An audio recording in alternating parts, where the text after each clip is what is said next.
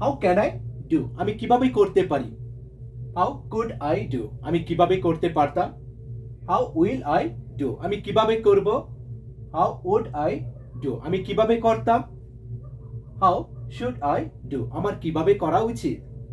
How do I do, how do I do, আমি কিভাবে করি। হাউ ডিড আই ডু, আমি কিভাবে করেছিলাম। যখনই এরকম প্রশ্ন করব যে কিভাবে কাজটা করতে পারি, কিভাবে কাজটা করতে পারতাম, কিভাবে কাজটা করেছিলাম, শুরুতে হাউ, তারপরে এদের যে কোনো একজনকে ইউজ করব।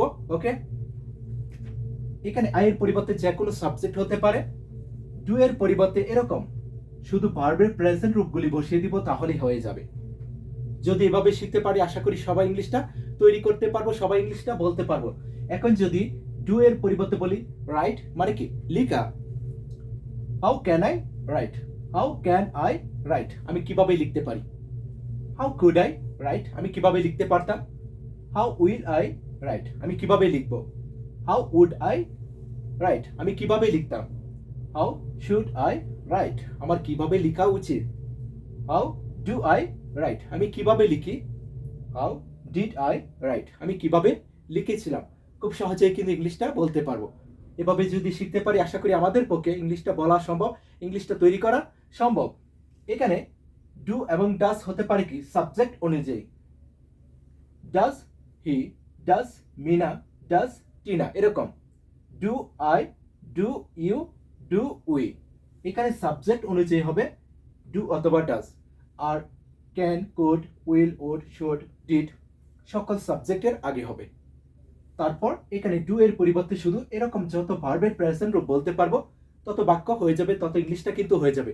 যখন জিজ্ঞাসা করব কিভাবে করতে পারি, হাউ ক্যান, কিভাবে করতে পারতাম। হাউ কুড, কিভাবে করব।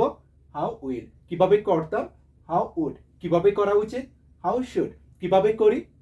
হাউ ডু অথবা হাউ ডাজ, কিভাবে করেছিলাম। হাউ ডিড, তারপরে সাবজেক্ট, তারপরে ভার্বের প্রেজেন্ট রূপটা যদি বলতে পারি, তাহলেই কিন্তু হয়ে যাবে।